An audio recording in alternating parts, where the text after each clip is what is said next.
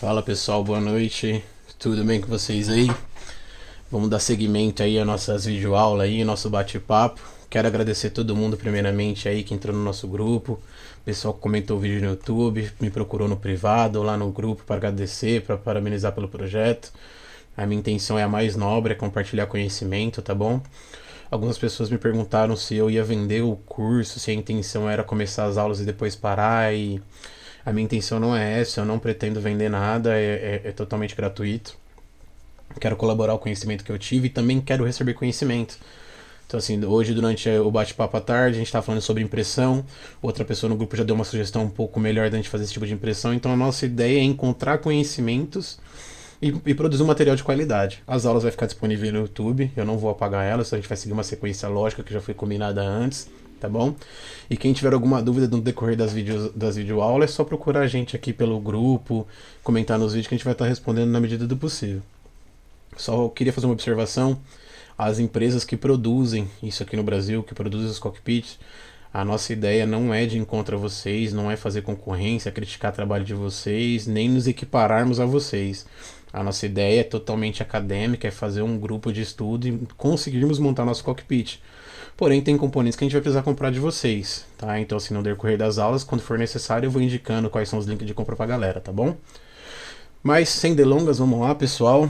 A nossa primeira aula vai ser baseada aqui no overhead do 737, que é com base no que a gente vai começar o nosso bate-papo, é com base nele que a gente vai começar a conhecer alguns componentes, tá bom?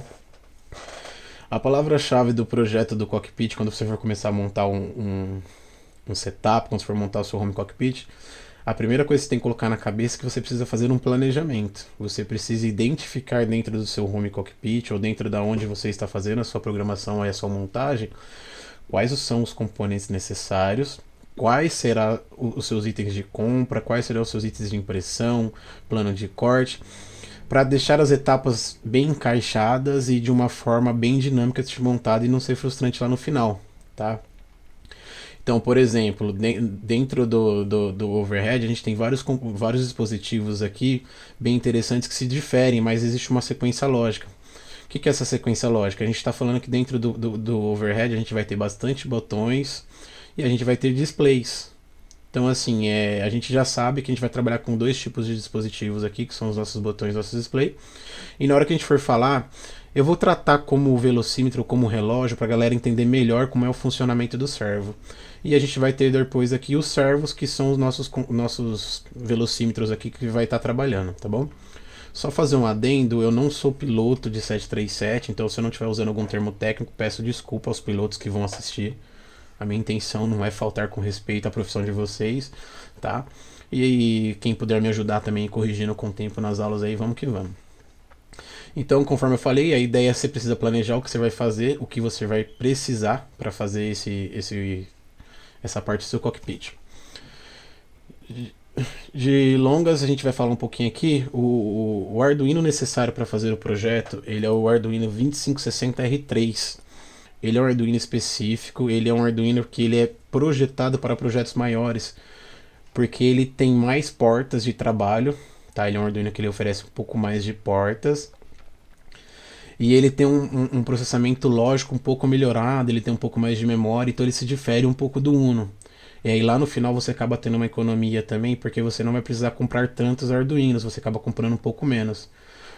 E eu gosto muito de trabalhar com ele, porque até agora eu já liguei bastante coisa, ele não me deu gargalo, ele não me deu nenhum tipo de erro de memória, então assim, me sinto bem satisfeito e bem confortável em explorar ele. Então assim, acabo indicando realmente utilizarem o 2560. Você tem vários sites que você pode comprar, eu já comprei nesse Felipe Flop, já comprei na Multicomercial, são sites bem legal na Electrogate, mas aí é só para mostrar para vocês um exemplo, tá bom, de qual que é o Arduino que a gente vai utilizar no projeto.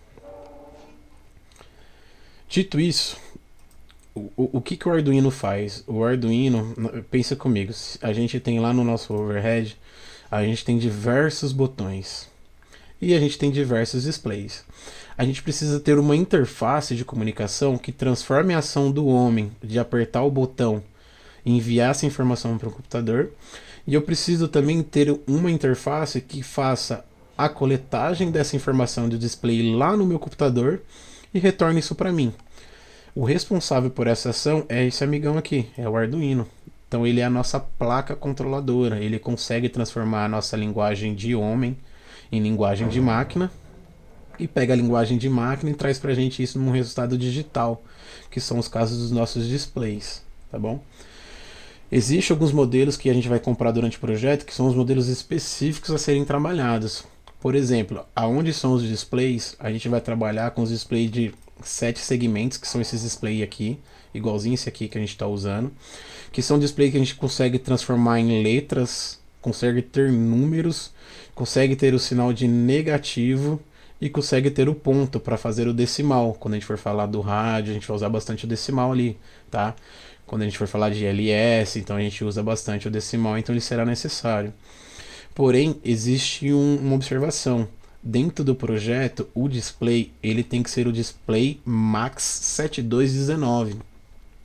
É muito simples, você vai colocar no Google lá, display 7 segmentos, Max 7219, ele já vai retornar para você o modelo exato, tá bom?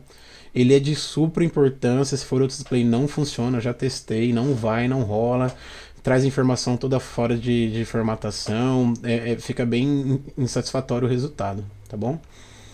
Bom, a gente conheceu o Arduino, a gente já conheceu, desculpa, o display, a gente já tem essa informação no nosso display aqui. O próximo item do nosso overhead seria os nossos botões, que são de diversos tipos. Mas especificamente no projeto do overhead, nós vamos usar ele do tipo alavanca, tá? Que é o on e off, que é um para cima e um para baixo. E nós vamos utilizar ele com 3 posições, que é on, on e off. Então assim, a gente vai programar a posição on e a posição off. Quando você estiver dentro do seu cockpit, você vai pegar a parte aqui mesmo dessas luzes aqui, você vai ver que você tem 3 posições, de off, standby e on. Então assim, você precisa de switch de 3 posições, tá bom? E aqui nós temos os botões de push button, que a gente chama, que é normalmente aberto, que é como se fosse uma tecla de teclado, tá? Que você faz uma ação e ele retorna uma vez só. Que são as teclas pretas que você está vendo aqui, ó, Touch Test, você chamar o tendente, a GR Call, são esses botões aqui de simples ação, que é de um único clique, tá bom? Pessoal, dentro do Arduino, a gente consegue trabalhar diversos tipos de periféricos. Nós conseguimos manusear os LEDs, nós conseguimos manusear os botões, nós conseguimos manusear os servos que são responsáveis por essa parte aqui dos nossos carinhosamente apelidados de relógios, são os servos que são responsáveis por essa ação. Nós conseguimos ter também aí todo um controle e gerenciamento de energia através da nossa plaquinha para não queimar os nossos LEDs, que isso é muito importante. Eu conheço algum pessoal que monta cockpit e fala que todo mês tem que trocar os LEDs. É porque não está fazendo um gerenciamento de energia bem legal. Eu não vou entrar nesse critério de gerenciamento de energia agora, porque lá na frente, quando a gente for trabalhar com LED, eu falo mais sobre isso, tá? Então, de um resumo bem prático aí, bem direto, a nossa placa de comunicação então vai ser o Arduino, então a gente vai trabalhar com o Arduino nesse projeto inteiro. Toda ação que é feita num botão, ele é enviado para o Arduino e o Arduino é enviado para o computador. E do computador é enviado para o Arduino e do Arduino para o componente. Vale ressaltar que a comunicação do Arduino com o computador, ele é feita através de um software que chama MobFlight. Ele é um software bem levinho de usar, ele é totalmente em inglês, ele está totalmente estabilizado, inclusive aqui no site do fornecedor ele já colocou FS 2020, tem o X-Plane 11, tem o P3D, FSX, FS9, X-Plane 10 e o 9 também aí. Ele tem uns tutoriais de início, ele tem uma documentação técnica. Foi aqui que eu apanhei um pouco, porque essa documentação técnica, a maioria é um fórum. Então você tem que ficar coletando um pouquinho de informação de cada lado para tentar montar um conteúdo. Mas assim, ele é muito estável. A nossa próxima videoaula é preparar a nossa máquina para rodar ele, tá? Prometo que é uma aula bem rápida e bem prática aí. Mas toda a comunicação, tanto de entrada e de saída de informação, ela é realizada entre o Arduino e esse software. E esse software, nada mais nada menos, ele conecta com o nosso simulador de voo através do FSUPC lá, tá bom? Do mais é isso, pessoal, para o pessoal já ter uma introdução do que é, para entender o que a gente vai trabalhar. A gente não vai trabalhar com o nosso Arduino, com os nossos displays, nossos servos, botões, que são muito importantes. O nosso software de gerenciamento, então, é o MobFlight Project, é um projeto